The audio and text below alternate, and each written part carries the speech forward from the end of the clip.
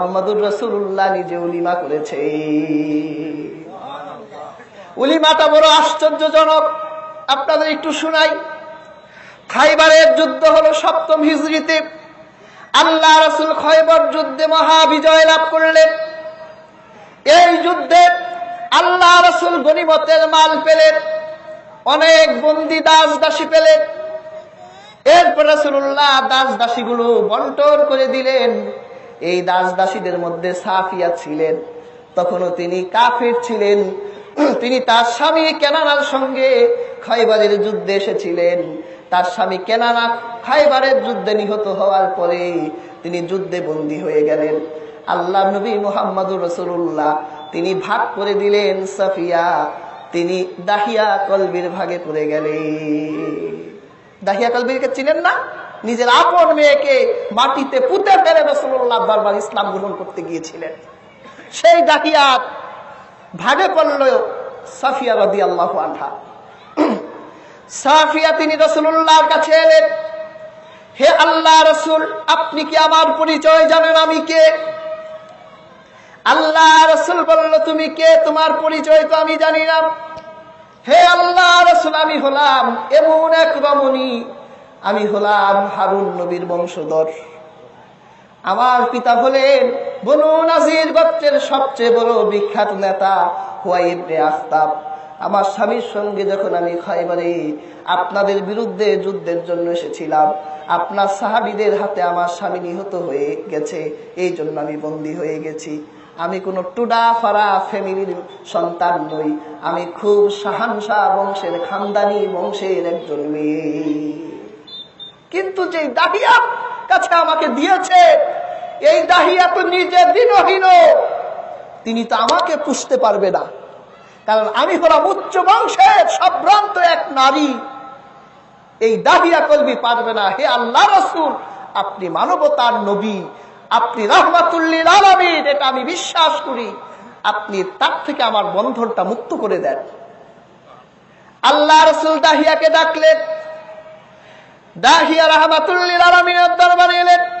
আল্লাহ রাসূল বলল, দাহিয়া, তুমি কি এই নারীর স্ট্যাটাস, এর ফ্যামিলির কথা কি তুমি জানো? খুব উচ্চ বংশের একজন মেয়ে, তুমি একে আমার কাছে বিক্রি করে দাও। দাহিয়া কলবি বললেন, হে আল্লাহ রাসূল, আপনি চাইলেন আর আমি বিক্রি করে দিব, এটা তো হতে পারে না। আপনি চেয়েছেন, আমি তো এমনিতে আপনাকে দিয়ে দিতে পারি। আল্লাহ রাসূল তাকে নিয়ে নিলেন। এরপর রাসূলুল্লাহ বলল, দেখো, আমি মুহাম্মদুর রাসূলুল্লাহ পৃথিবীতে কোনো মানুষকে বন্দী করে রাখার জন্য আসি নাই। মুহাম্মদুর রাসূলুল্লাহ পৃথিবীতে মানুষকে আজাদের জীবন দিতে এসেছে। মুক্ত মানুষগুলোকে, দাস দাসীগুলোকে রাসূলুল্লাহ বের করে মুক্ত জীবন দিবে, স্বাধীন জীবন দিবে। বন্দী কাচ্চার পাখিগুলোকে বের করে তিনি মুক্ত আকাশ উড়াই দিবেন। এই জন্য মুহাম্মদুর রাসূলুল্লাহ এসেছেন। মুহাম্মদুর রাসূলুল্লাহ বলল, না, তুমি আজ থেকে দাসী হবে না, যাও, তোমার পিতার ঘরে চলে যাও, বাবার কুলের মধ্যে চলে যাও। মুহাম্মদুর রাসূলুল্লাহ তোমাকে আজাদ করে দিল। আল্লাহর হাবিবের এই মানবতাময় কথাটি শুনে তার হৃদয়ের প্রাচীরে এমন প্রভাব বিস্তার করলো, প্রতিক্রিয়া তৈরি হলো। আল্লাহর হাবিবকে ডেকে বলল, ইয়া রাসূলুল্লাহ, খাইবারের যুদ্ধে আমার স্বামী কেনানা নিহত হয়ে গেছে। আমি স্বামীহীনা এক রমণী। এখন যদি আমি আমার বাবার কাছে যাই, আমি প্রপার সম্মান পাবো না। হে আল্লাহ রাসূল, আমার মনের মধ্যে একটা তামান্না জেগেছে। আল্লাহ রাসূল বলল, কি তামান্না? আমার মনের তামান্না হলো, আমাকে পোষার মতো একমাত্র ক্ষমতা আপনি মুহাম্মদুর রাসূলুল্লাহ রাখেন। আজ থেকে আমি আপনার স্ত্রী হওয়ার আশা রাখি।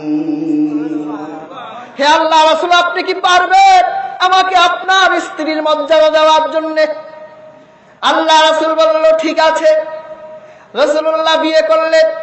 সাহাবীদেরকে ডেকে বলল, সাহাবায়ে কেরাম, তোমরা কি জানো আমি কাকে বিয়ে করেছি?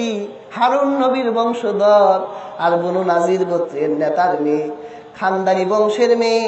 এই মেয়েকে বিয়ে করবো আর উলিমা করবো না, এটা তো হতে পারে না। আজকে আমি রাসূলুল্লাহ আমার স্ত্রীর বউ ভাগ করতে চাই।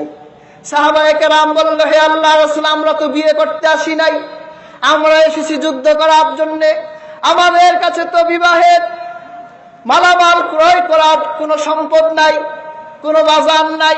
আল্লাহ রাসূল বলল, দরকার নাই, তোমাদের কার কাছে কি খাবার আছে বের করো। সাহাবায়ে কেরাম সবার মালামালে হাত দিলেন। কেউ খেজুর বের করলেন, কেউ পনির বের করলেন, কেউ মাখন বের করলেন। এভাবে আল্লাহর হাবিবের সামনে খাবারের স্তূপ করা হলো। রাহমাতুল লিল আলামিন সকলকে বসে যেতে বললেন, সবাই গোল করে বসে পড়ল। আল্লাহ রাসূল সকলকে বললেন, এবার তোমরা খেতে থাকো। এটাই হলো তোমাদের নবী মুহাম্মদুর রাসূলুল্লাহর বিয়ের উলিমা। এটাই হলো তোমাদের নবী মুহাম্মদুর রাসূলুল্লাহর বিয়ের উলিমা, তোমরা খেতে থাকো। এমন এক রমণী যাকে রাসূলুল্লাহ বিয়ে করে উলিমা করেছে, তার ব্যাপারে মা আয়েশা কি বলছেন? হুজুর, আপনি যে সফিয়াকে নিয়ে এত গর্ব করেন, আপনার সফিয়া হলো একটা বাটুল মহিলা। তখন বিশ্বনবীজি কি বলেছিলেন? বিশ্বনবী বলেছিলেন, লাকাদ কুলতি কালিমাতান লাউ মাজিজাত বিমাইল বাহরি লামাসাজাতহু। তুমি এমন একটি কথা বলেছো, তোমার এই কথাটা যদি সমুদ্রের মধ্যে নিক্ষেপ করা হয়, সমুদ্রের পানি তেতো হয়ে যাবে।